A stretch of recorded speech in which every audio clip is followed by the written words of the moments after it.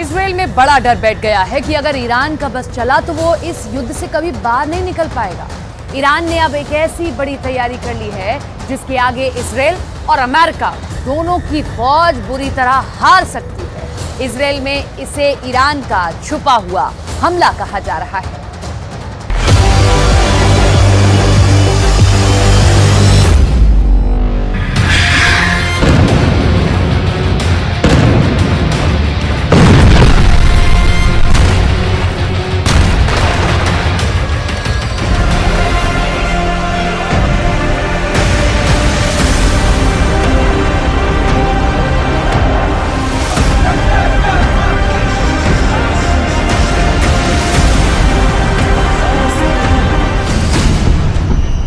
Iran का ऐलान, Israel का विनाश शुरू।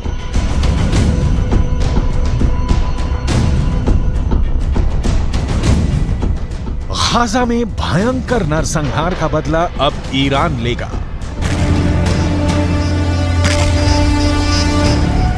ईरान के सुप्रीम लीडर अली खामनेई ने ऐलान कर दिया है कि भले ही हमास और इजरायल के बीच सीज फायर हो गया हो, लेकिन ईरान गाजा में गिराए गए एक एक इजरायली बम का खूनी बदला जरूर लेगा।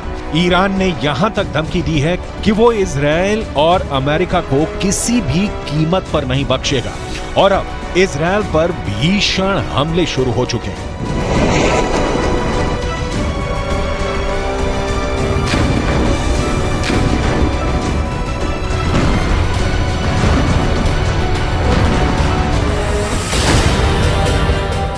गाजा में एक एक बम का बदला लेगा ईरान। हम आपको आगे बताएंगे कि ईरान इजरायल पर किस तरह से घातक हमले शुरू कर रहा है और अभी ईरान हिजबुल्लाह हूथी के लड़ाकों के साथ मिलकर इजरायल पर किस तरह से हमले तेज कर रहा है। लेकिन उससे पहले ये जान लीजिए कि इजरायली सेना ने सीज फायर के दौरान पिछले 48 घंटे में गाजा और वेस्ट बैंक में कितनी भीषण तबाही मचाई है और हमास को कितना बड़ा नुकसान हुआ है।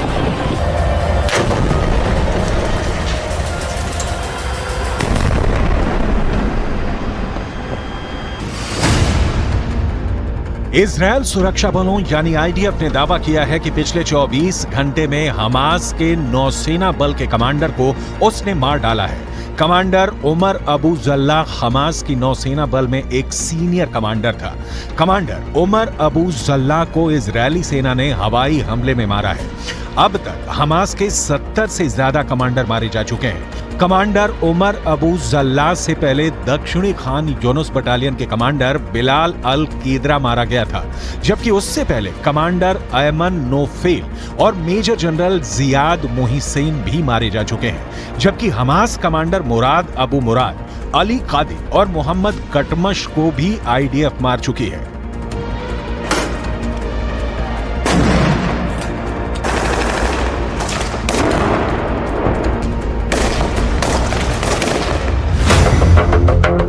इजरायल को नहीं बचा पाएगा सीज फायर। अब सवाल उठता है कि आखिर इजरायल के सामने ऐसी क्या मजबूरी हुई कि उसे हमास के साथ 4 दिन का सीज फायर करना पड़ा। ईरानी सेना के दावों के मुताबिक गाजा सिटी में इजरायली सेना को भी भारी नुकसान हुआ है। ईरान का यहां तक दावा है कि भले इजरायल अपने 70 सैनिकों के मरने का दावा करे, लेकिन हकीकत में इजरायल के 10 से 20 गुना सैनिक गाजा सिटी में सीधी जंग में मारे जा चुके हैं। इसीलिए ईरान के सुप्रीम लीडर अली खामनेई 4 दिन के सीज फायर शुरू होने के साथ ही ऐलान कर दिया था कि गाजा में गिराए गए एक एक इजरायली बम का बदला लिया जाएगा। इसी को लेकर ईरान की राजधानी तेहरान में ईरान सैनिक और लड़ाकों ने जबरदस्त प्रदर्शन किया है, जिसमें इजरायल को नक्शे से मिटाने की कस्में खाई गई हैं। तेहरान में हुए प्रदर्शन की तस्वीरों में साफ देखा जा सकता है कि जबरदस्त नारों के बीच इजरायल को मिटाने की कस्में खाई जा रही हैं।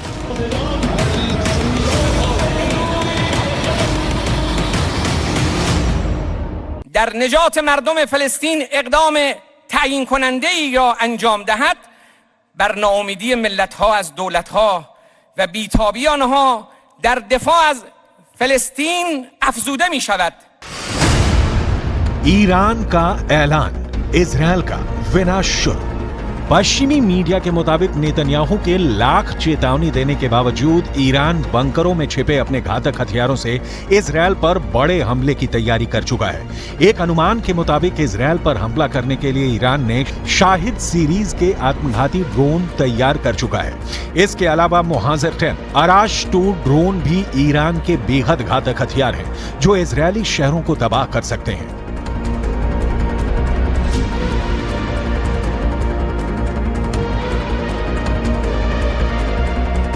همه مردم آماده هستند برای مقابله با اسرائیل، برای اینکه فاتحه اسرائیل رو یک بار برای همیشه بخوانند. امیدواریم براش عبرتی باشه، دست از شرارت ها برداره. हमास का साथ ईरान और हिजबुल्लाह जबरदस्त तरीके से दे रहे हैं। इजरायल भी जानता है कि ईरान के 5.75 लाख सैनिकों से जंग करना जरा भी आसान नहीं है। इजरायल के पास सिर्फ 1.73 लाख सैनिक हैं। इजरायल की 4.65 लाख के रिजर्व फोर्स को जोड़कर भी इजरायल ईरान के आसपास नहीं टिकता है। अब ऐसे हालात के बीच इजरायल का ये कहना है कि वो पूरे मिडिल ईस्ट में कहीं भी कभी भी बमबारी कर सकता है। ये दावा वाकई हैरान करने वाला है। כך חנה קציר היקרה, ששבה היום הביתה, לאחר שארגוני הטרור טענו שהרגו אותה לפני מספר ימים. לכן, יש להסתמך על דיווחים של גורמים רשמיים בלבד. בעזה, בשעות הבוקר, כוחות צה"ל נערכו בקווי ההפוגה בשטח רצועת עזה. המפקדים תודרכו והכינו את הכוחות להתנהלות במהלך ההפוגה.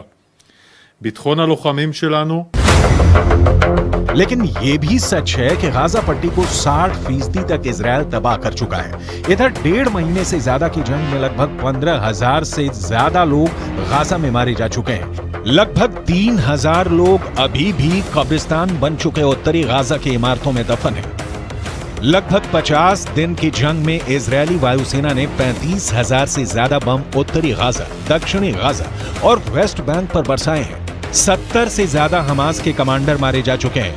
इजरायली फोर्स ने हमास के इस्लामिक जिहाद परिषद के मुख्यालय, कमांड सेंटर, सैन्य परिसर, दर्जनों launcher pad, anti tank post और वॉच टावर को मलबे में बदल दिया।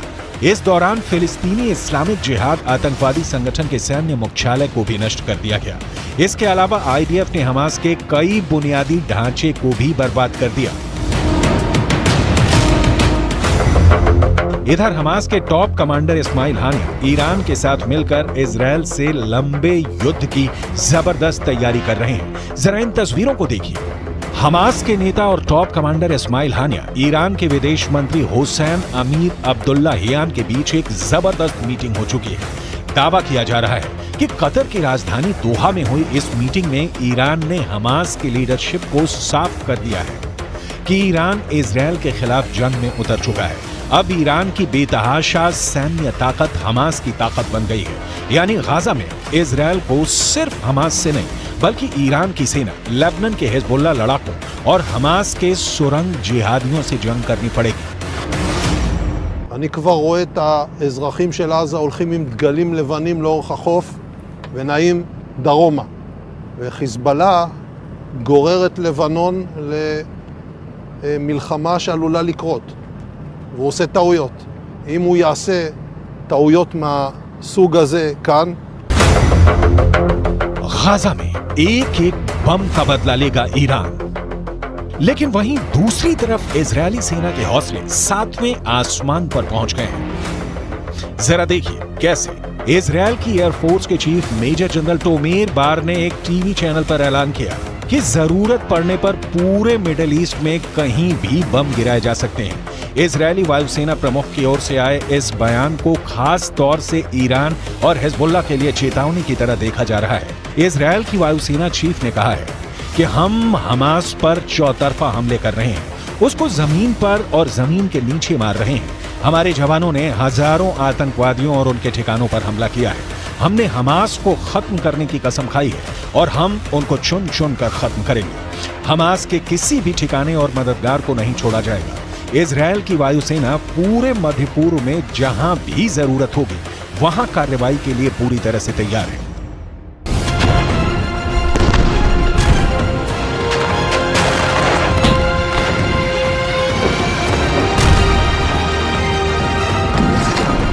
אנחנו חודש כבר במלחמה, פוגעים מאוד מאוד קשה בחמאס, פוגעים בהנהגה של חמאס, פוגעים במפקדים, פוגעים במחבלים, הורסים לחמאס את התשתיות בעזה, ואנחנו גם כל הזמן במוכנות לאזורים אחרים.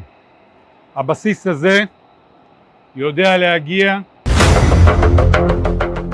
हमास की मौजूदा सैन्य क्षमता को देखें तो उसके पास ज्यादातर ईरान के दिए हथियार हैं। इजरायल पर मौजूदा हमले में फज्र 3 और फज्र 5 रॉकेट का इस्तेमाल किया जा रहा है।